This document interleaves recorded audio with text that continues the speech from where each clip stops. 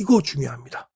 간 청소 괜히 좋다고 해서 하려고 했는데 이런 분들은 하면은 오히려 나빠질 수 있거나 안 좋다고 하니까 주의하시는 분들 꼭 보세요. 안녕하세요 시청자 여러분, 오늘도 만나 뵙게 돼서 반갑습니다. 여러분의 소중한 시간을 아껴드리기 위해서 책이나 건강정보의 핵심 내용을 쏙쏙 빼서 전달해드리는 건강 스케치입니다. 그것만 하면 재미가 없죠. SCI급 논문이나 이런 곳에서 제가 반론도 좀 제기하고 결론도 짓고 핵심을 쏙쏙 뽑아드리는 결론을 한번 보도록 하겠습니다. 오늘은요 오랜만에 책 소개입니다. 간 청소의 기적이라는 책이에요. 지은이는 호기심 약사 유수근 선생님이시고요. 출판사는 서울 셀렉션입니다. 이게 이제 간 청소의 기적이라는 책의 표지입니다. 서울 셀렉션은 유명한 자연치유로 유명하죠. 특히 우리에게는 화타 김영길 선생님도 소개했고요. 전홍준 박사님 책도 여기서 그런 책이 많이 나온 책입니다. 그리고 호기심 약사라고 유수근 약사님께서 운영하는 유튜브 채널도 있는데 최근에는 글을 잘 안 올리는데 방송을 안 하는데 여기도 20만 가까이 되는 그런 중대형 채널입니다. 한번 기회가 닿는다면 전화 인터뷰 같은 것도 괜찮을 것 같아요. 네, 오늘은 바로 간 청소를 해야 하는 분들, 이분들에 대해서 또 살펴보고요. 간 청소를 하지 않아야 되는 분들, 절대 하면 안 되는 분들에 대해서도 살펴보도록 하겠습니다. 먼저 간 청소를 해야 되는 분들 한번 볼게요. 간 청소를 한 후에 많은 분들이 만성 피로와 소화불량, 가려움증, 어깨와 목의 통증이 개선되었다고 말씀을 합니다. 담석이 있든 없든 간에 간 청소로 개선할 수 있는 증상이 매우 많다고 하는데요. 근데 또 이 간 청소 한 번으로 모든 증상을 개선할 수는 없다라는 거죠. 그래서 이제 여기서 딱 정해 주셨습니다. 우리 선생님께서. 한 달에 한 번 정도 5회에서 8회 정도는 해야 이런 증상이 점점 개선되는 거죠. 그러니까 한 달에 한 번씩이니까 5달에서 8달 정도 해야 이런 증상이 개선된다는 거고요. 그 이후에는, 이건 처음에만 그렇고 그 이후에는 1년에 한 2번 정도 상반기 나눠서 하반기 나눠서 한 번씩 이렇게 하면 되겠네요. 그죠? 그렇게 하시면 된다고 합니다. 주기적으로 하면 뭐든지 좋죠. 꾸준한 게 최고입니다. 아래의 증상이 있으시면 간 청소가 필요하다고 하는데요. 먼저 만성 피로가 있으신 분들, 담석통, 담석이 있는 분들, 만성 가려움증, 발진, 두드러기가 있거나 만성 소화불량이 있거나 또 설태가 두꺼우신 분들, 역류성 식도염이 있으신 분들, 대한민국 사람들은 거의 역류성 식도염이 다 있는 걸로 다 간 청소해야 되겠네요. 그리고 어깨와 목에 근육통이 있거나 목 디스크가 있으신 분들, 채취나 구취가 심하신 분들, 두통이 잦으신 분들, 몸 여기저기에 통증이 있으신 분들, 간 수치가 높거나 황달 증세가 있고 또 구각염, 또 구내염이 잘 생기시는 분들. 저는 그 술 마실 때는 아무래도 술이 염증을 달고 살게 하니까 구내염이 좀 피곤하면 바로바로 생겼어요. 그러니까 최소한 뭐 한 달, 할 때는 간격이 적을 때는 한 2달에 한 번 정도는 구내염이 생겼는데 요즘 술 끊고 나니까 구내염이 싹 사라졌습니다. 술 끊고 나서 한 달까지는 구내염이 생겼어요.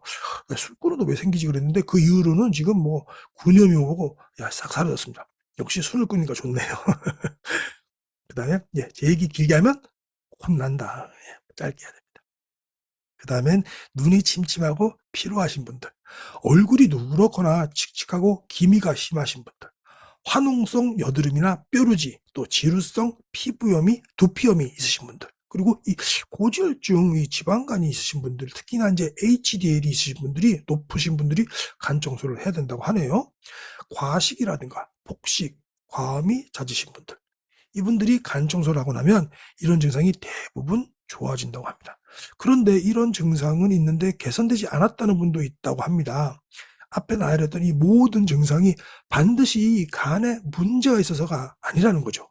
딴 데에 문제가 있었기 때문이라는 거죠. 예를 들어서 만성 가려움증이라든가 발진이 있다면 간 해독만이 문제가 아니고요. 미네랄 결핍이라든가 메마름증, 당 독소 축적, 그리고 마지막으로 기생충 감염 등이 원인일 수 있다고 합니다. 그래서 심한 구취나 치주염이나 위염, 저산증으로 인한 소화불량 때문에 생길 수도 있다고 합니다. 이 저산증이 생기는 원인을 다시 들여다보면 수분 부족으로 위액을 충분히 만들지 못하거나 점막이 손상됐거나 헬리코박터 파일로리균이 감염되었을 경우라고 합니다. 그래서 간 청소로 위와 같은 증상들이 개선되지 않았다면 간 말고 다른 곳에 문제가 있는지 또 살펴봐야 된다는 거죠. 우리가 특히나 고지혈증과 지방간 역시 간 청소로 어느 정도 개선은 되지만 그렇지 않은 경우도 많다고 합니다. 그렇죠. 간은 청소하는 거지 고지혈증을 치료할 수는 없겠죠. 예. 고지혈증과 지방간이 있으면 간 내 담관에 콜레스테롤성 담석이 쌓여있기 때문이라고 하는데요. 이런 지방 찌꺼기들을 간 청소로 제거해주면 수치와 증상이 일단은 개선되는데 하지만 대사가 저하되어 있거나 인슐린 저항성이 있다면 콜레스테롤을 계속 많이 만들어내고 간에 지방이 쌓인다고 합니다. 그래서 간 청소로 간에 쌓인 찌꺼기는 청소할 수 있지만 근본 원인인 대사 저하나 인슐린 저항성을 바로잡지 않으면 다시 문제가 발생한다는 거죠. 이것도 맞는 말이시죠, 그죠? 그래서 사람마다 병증이 생기는 원인은 제각각입니다. 예, 원인은 다 다르지만 증상만 같은 거잖아요. 그러니까 이 한 가지 원인만 있는 게 아니죠. 그래서 우리 현대인들은 서양의학식 대증요법에 길들여져 있기 때문에 두통에 먹을 약을 달라거나 축농증에 잘 낫는 약을 달라거나 무좀을 달라거나 무좀약을 달라거나 그런 식이죠. 어떤 질환이든 그 질환이 생긴 원인은 사람마다 다르기 때문에 그 원인을 찾아야 궁극적인 개선이 가능하다는 거죠. 병을 뿌리 뽑을 수 있는데 지금은 그게 안 되죠. 그래서 대증요법이기 때문에 그렇습니다.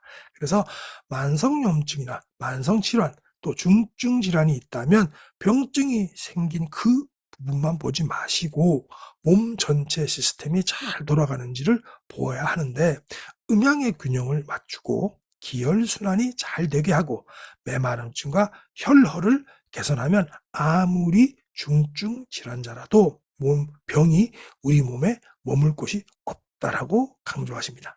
간은 특히 음양의 균형을 맞추고 기혈순환을 원활히 하고 또 호르몬과 자율신경 균형을 유지하는 데 아주 중요한 역할을 하는 장기입니다.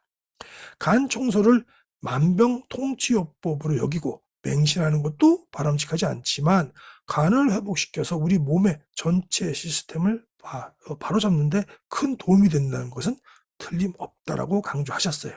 그래서 많은 분들이 올바른 간 청소법을 익혀서 스스로 건강을 챙길 수 있기를 바란다고 하셨습니다. 이분도 처음에는 안 믿으셨다가 이제 간 청소하는 그 전파자가 됐다고 하시니까요. 이제까지 간 청소를 하셔야 되는 분들이고요. 이번에는 간 청소를 하지 말아야 하는 분들. 이거 중요합니다. 간 청소 괜히 좋다고 해서 하려고 했는데 이런 분들은 하면은 오히려 나빠질 수 있거나 안 좋다고 하니까 주의하시는 분들 꼭 보세요. 건강의 적신호가 켜지면 가장 먼저 해야 할 일이 간과 장을 회복시키는 일입니다. 많은 병이 간과 장에서 시작되는데 80% 이상의 질환이 간과 장이 회복되면 대부분 좋아진다고 합니다. 그렇죠? 그런데 이 둘은 뗄래야 뗄 수가 없는 관계라고 하는데요. 독소가 우리 몸에 침입하게 되면 이 방어하는 것이 장이라면 장에서 막아주지 못한 독소나 대사 과정에서 생기는 독소를 처리하는 곳이 바로 간입니다. 그래서 장이 얼마나 독소를 잘 방어해주고 또 간이 얼마나 해독을 잘 해내는지가 우리 몸 전체에 막대한 면역력 또 막대한 영향을 미치게 되겠죠. 그래서 간을 가장 쉽고 빠르게 해독할 수 있는 방법이 바로 뭐라고요? 간 청소입니다. 많은 분이 이 간 청소를 좀 어렵게 생각하지만 해보면 정말 간단합니다. 쉽고요. 그래서 간 청소를 하는 방법은 쉽지만 모든 분들에게 적용할 수 있는 것은 아니다. 맞습니다. 간 청소를 하고 나서 오히려 문제가 생기는 분도 많다고 합니다. 일단은 보세요. 저체온증인 분들, 기운이 너무 없는 분들, 혈어가 심각한 분들, 저혈압인 분들, 또 심장질환이 있는 분들, 연세가 많으신 분들, 또 담석이 너무 큰 분, 담도에 스텐트를 심은 분, 인슐린을 맞고 있는 분, 당연히 암 환자도 포함되고요. 장폐색이나 과민성 대장염, 또 클론병, 궤양성 대장염, 계실염 등 심각한 장 건강에 문제가 있는 분, 또 치질이 심한 분들은 간 청소를 하면 안 된다고 하고요. 아울러서 우리 여성들이 있잖아요. 생리 일주일 전부터는 또 생리 끝날 때까지는 정상적인 생리를 방해할 수 있으므로 그 기간은 피하시는 게 좋고요. 또 일정한 체액을 항상 유지해야 되는 임산부님들, 또 수유부님들도 하면 안 된다고 강조하셨습니다.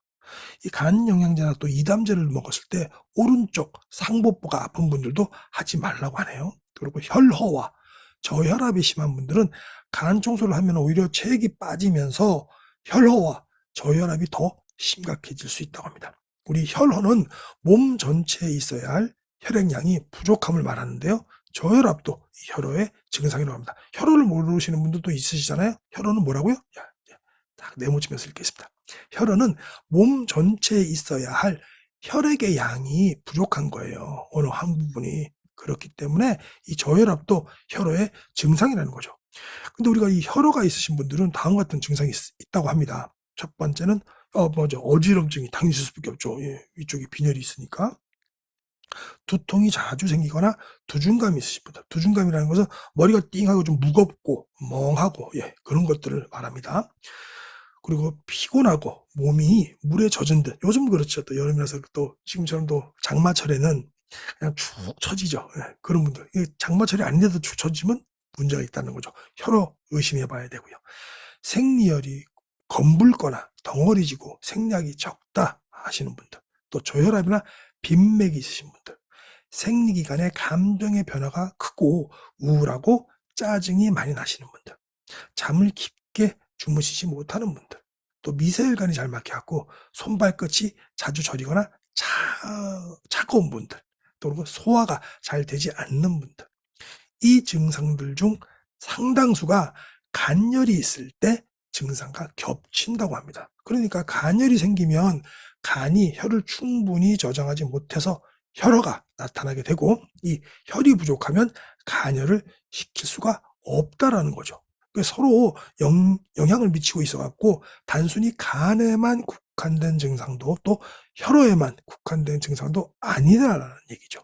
이런 증상이 심한 분들은 혈허를 개선한 후에 간 청소를 해야 한다고 하고요. 심하지 않은 혈허는 소금물, 또 미네랄, 조혈제, 실크 아미노산 등으로 쉽게 개선할 수 있다고 합니다. 소금물 많이 드세요. 물론 신장 안 좋으신 분들은 많이 드시면 안 된다고 합니다. 이 심한 혈허는 해결이 간단치가 않아서 각자의 원인을 찾아 개선해야 한다고 합니다. 이제는 특히 부정맥, 협심증, 심근경색 등 심장질환이 있는 분들은 간 청소를 하면은 다량의 체액과 전해질이 한꺼번에 빠지면서 심장에 무리를 줄 수 있으므로 간 청소를 하면 절대로 안 된다고 합니다. 누구요? 부정맥, 협심증, 심근경색 등 하여튼 심장질환이 있으신 분들. 심장질환이 있으신 분들은 이게 다량의 체액과 전해질이 한꺼번에 빠지니까 심장에 무리를 줄 수 있다고 합니다. 매우 주의하셔야 되겠네요. 그리고 이제 연세가 많은 분들은 대부분 메마름증이 좀 심하죠. 이게 무슨 말이냐면 수분이 부족하다는 얘기죠.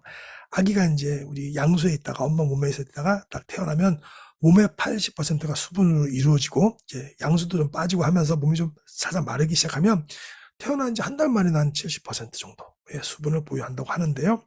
우리가 나이가 점점 들면서 이제 수분이 점점 빠지면서 주름도 지고 하죠. 그러면서 이 수분의 비율이 점점 줄어드는데 이 사람이 죽을 때는 한 50% 미만까지 이 수분의 비율이 감소한다고 합니다. 다들 알고 계시죠? 그래서 이 메마름증이 오래 지속되면 말린 육포처럼 물을 쉽게 흡수하지 못한다고 합니다.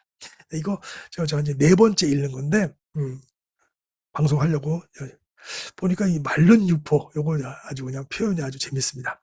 육포를 물에 담궈뒀다고 해서 생고기가 될 수 없는 것처럼 오랫동안 메마른 상태가 지속되면 다시 물을 잘 흡수할 수 있는 상태로 돌아가기가 어렵다라는 거죠. 맞는 얘기입니다.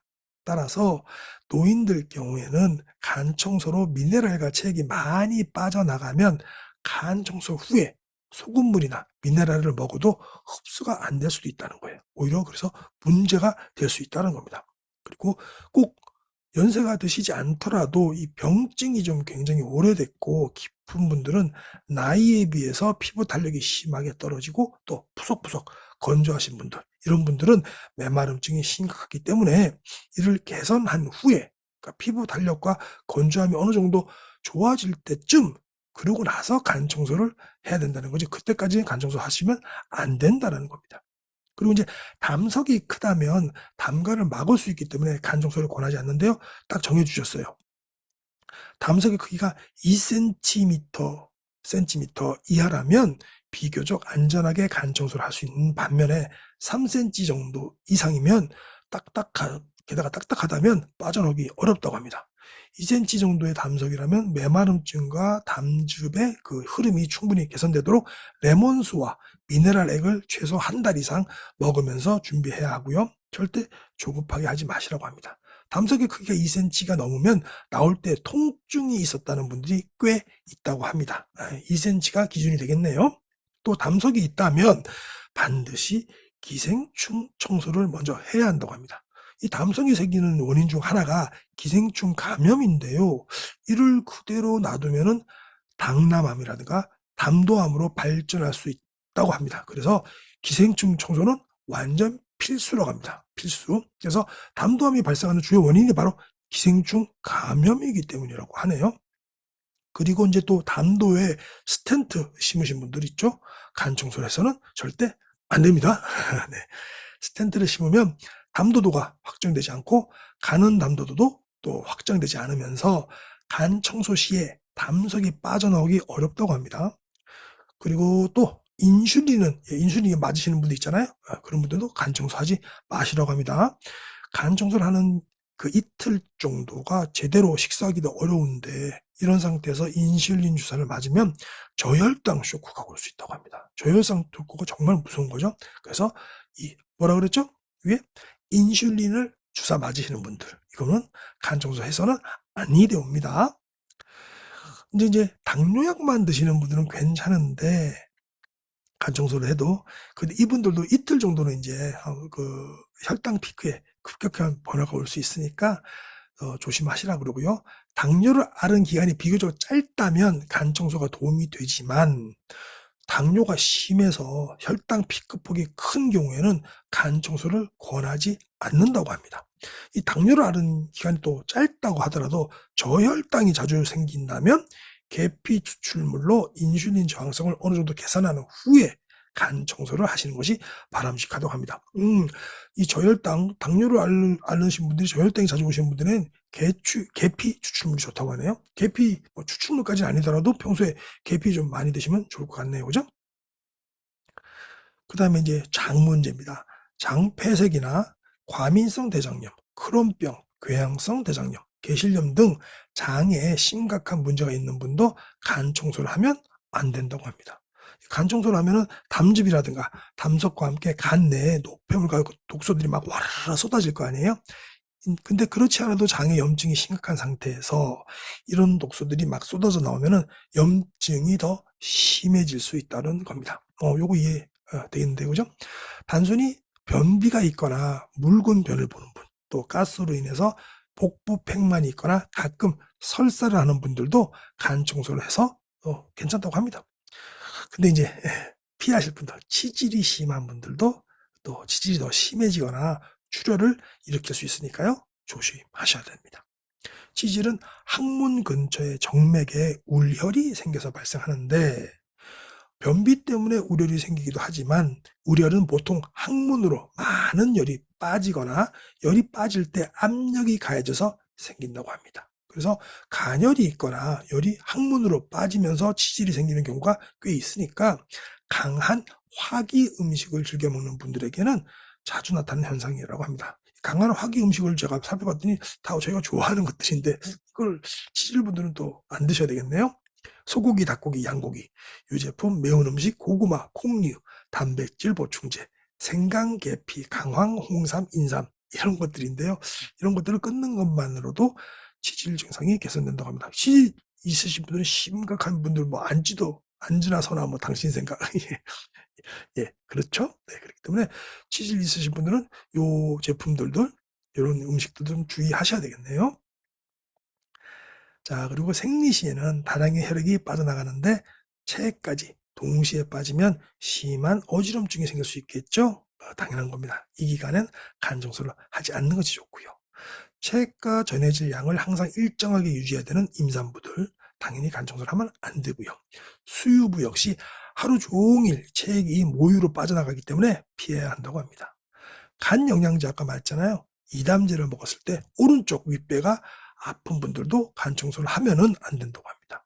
이런 분들은 대체로 간열과 메마름증이 극심해서 또 담즙이 제대로 분비되지 않는 사람이라고 합니다. 이 상태에서 다량의 기름을 먹으면 이 기름을 먹고 나자마자 몸에서 담즙을 분비해야 되는데 담즙 분비는 안 되고 간을 계속 더 자극하니까 간이 혹사당하는 결과를 가져온다는 거죠. 이런 경우에는 간 청소를 하면 오히려 간 수치가 올라갈 수 있다고 합니다. 그래서 간 영양제의 성분, 간 영양제의 성분 중에 이담 효과가 있는 것들이 꽤 있다고 합니다. 이 이담제는 담즙 분비와 배출을 촉진하는 약제인데 소화와 또 간 해독을 돕기 위해 사용하는데 간 영양제와 이담제를 먹었는데도 오히려 간에 통증이 생겼다면 담즙 분비를 자극하는 것조차 간을 힘들게 한다고 합니다. 그러니까 간 영양제나 이담제 자체가 문제가 있는 것은 아니지만 모두 간에 좋은 영양제인데 성분인데 다만 담즙 분비가 힘들 만큼 간열과 메마름증이 심각한 몸 상태라는 것을 알려주는 거죠. 근데 지금 간 수치가 정상이라도 언제든 간 수치가 폭증하거나 또 간이나 담낭에 큰 문제가 생길 수 있다는 겁니다. 이때는 간 영양제나 이담제를 쓰는 게 먼저가 아니고요. 기혈 막힘을 뚫어서 간열을 빼주고 담즙이 잘 분비되도록 메마름증을 개선해 주는 것이 우선이라는 겁니다. 약부터 처방하는 게 아니고요. 또 간 부위에 통증이 심하다면 간에 열과 압력이 가득 차 있거나 담도가 막혀 있기 때문일 수 있다고 합니다. 이런 경우 일단 담도가 막혀 있는지 검사부터 받아보시라는 거죠. 이 간 영양제를 먹고 통증이 있을 정도로 심각하다면 사실은 스스로 개선하기 어려우므로 반드시 전문의의 도움을 받아야 됩니다. 그렇죠? 네. 그럼 말해봤자 두 번 하면 잔소리입니다. 그리고 중요한 거, 간 경변이 있는 분들도 간 청소를 권하지 않습니다. 이게 간에 좋다고 해서 간 청소하다가 큰일 나는 경우가 생긴다고 합니다. 간 경변 특히 주의하시라고 강조하시더라고요. 저도 몇 번 읽어봤더니. 왜냐하면 간 경변은 간열과 메마름증이 너무 심해서 조직이 푸석푸석한 스펀지처럼 변한 것입니다. 이런 분들은 간열이 심각하지만 간 청소로 별 효과를 볼 수 없다는 거예요. 간이 너무 메말라 있어갖고 한마디로 안 듣는다는 거죠. 간 청소 주스를 드셔도 담즙을 짜낼 수가 없다라는 겁니다.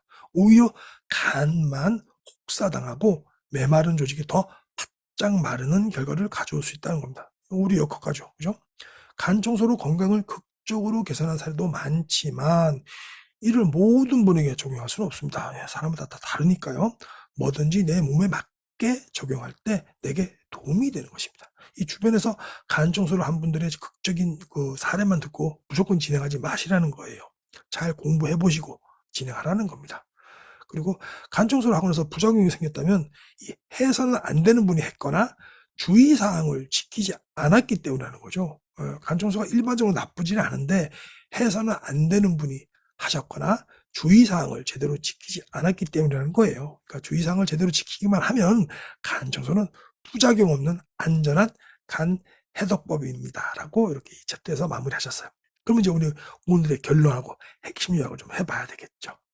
간 청소가 필요한 분들은 다음과 같은 증상이 있으면 한번 해보시라는 걸 권장드렸어요. 먼저 만성 피로, 소화불량, 역류성 식도염, 구취, 채취, 두통, 어깨, 목 통증, 그리고 담석이 있으시거나 고지혈증이 있으시거나 지방간, 간 수치가 상승하신 분, 황달기가 있으신 분, 그리고 만성 가려움증, 여드름, 또 지루성 피부염, 구내염, 설태가 두꺼우신 분들, 기미, 칙칙한 얼굴, 눈피로, 또 재치가 심하고 소화 문제가 있는 분들, 기타 만성 통증 혹은 잦은 과식, 과음, 또 그리고 이런 것들. 근데 이런 거 여기에 해당 안 되시는 분들이 몇이나 있을까요? 다 간 청소 하셔야 되겠는데요. 자, 주의사항은 한 번으로 끝나지 않습니다. 뭐든지 뭐 이렇게 한 번으로 끝나는 게 있으면 좋겠지만 그런 거 없잖아요. 그래서 한 달 간격으로 한 5회에서 8회, 그러니까 5달에서 한 8달 정도를 한번 해보시라는 거고요. 그 이후에는 1년에 상반기, 하반기 나눠서 한두 번 정도 하시는 것을 권했습니다. 단, 증상이 같은 증상인데 간 때문이 아닐 수도 있기 때문에 그런 것들은 또 해도 낫지 않는다고 말씀하셨어요. 특히 뭐 예를 들어서 저산증이라든가 미네랄이 부족하다든가 기생충 감염에 의한 경우는 그건 뭐 개선이 되지 않는다라고 말씀하셨습니다. 그 다음에 가장 중요한 간 청소를 하면 안 되는 분들, 이런 분들은 다시 한번 주의하도록 하겠습니다. 심한 저체중인 분들, 또 기력이 심하게 떨어지신 분들, 뭘 해도 의욕이 없고 힘드신 분들, 그리고 혈허, 그리고 저혈압, 특히 심장질환 분들은 하시면 안 된다고 계속 말씀하셨고요. 고령자 중에 메마름증이 있으신 분들, 또 담석이 2cm까지는 괜찮은데 3cm 이상이거나 또 담도에 스텐트를 다 심어 놓으신 분들, 인슐린 주사 만든 분들 하면 됩니까? 안 됩니까? 안 된다고 하셨어요. 그리고 또 중증 당뇨증을 앓고 계시는 분들은 소용없다 이렇게 말씀하셨고요. 저혈당 자주 오시는 분들은 안 된다고 하셨어요. 그리고 심각한 장 질환자들, 장폐색이라든가 클론병, 그리고 궤양성 대장염, 장루수 증후군 있으신 분들, 임산부 수유부, 또 생리 직전 여성분들, 생리 일주일 전부터 끝날 때까지 말씀하셨죠. 그리고 간 영양제나 이담제를 복용하는데 여기 오른쪽 가슴에, 복부에, 가슴이 아니고 복부에 통증이 있는 분들, 그리고 마지막으로 간경병 등 간 기능이 극도로 약화되신 분들은 절대 하지 마시라고 했어요.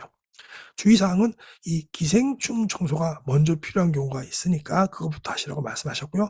간 청소 전에 체액이라든가 미네랄, 담제 흡입이 충분히 회복되도록 레몬즙 같은 거라든가 또 미네랄 많이 드시라고, 액 많이 드시라고 말씀하셨고요. 간 청소는 만병통치약이 아니고 몸 상태에 따라서 맞춤 접근할 필요가 있다고 강조하셨습니다. 자, 그럼 제가 오늘 결론 한번 내볼까요? 간 청소 참 필요한 건데요. 간 청소는 도움이 되는 경우도 많지만 모든 증상이 간 때문이 아니기 때문에 개인의 체질과 병력에 따라서 반드시 신중하게 판단해야 한다고 합니다. 간 청소 전에는 충분한 사전 준비와 교육이 필수입니다. 대충 뭐 이거 먹으면 좋아지겠지 이거 말고요. 좀 공부 좀 하시고, 이 책도 제가 많이 전달 못 드리니까 다 해드릴 수는 없잖아요. 저작권도 있고, 저도 이거 뭐 서울셀렉션에서 제가 한 거 이렇게 받아가지고 하는 건데 다 해드릴 수는 없으니까 이것도 책도 한번 읽어보시고, 혹은 인터넷에서 많이 보고, 특히 중요한 건 뭡니까? 저는 전홍준 박사님의 인터뷰가 제 채널에 있잖아요. 그거 보시면 돼요. 제 채널에서 전홍준 박사님 이렇게 치시면은 전홍준 혹은 뭐 간청소 이렇게 치면 나와요. 그거 꼭 보시고 하시라는 겁니다. 네.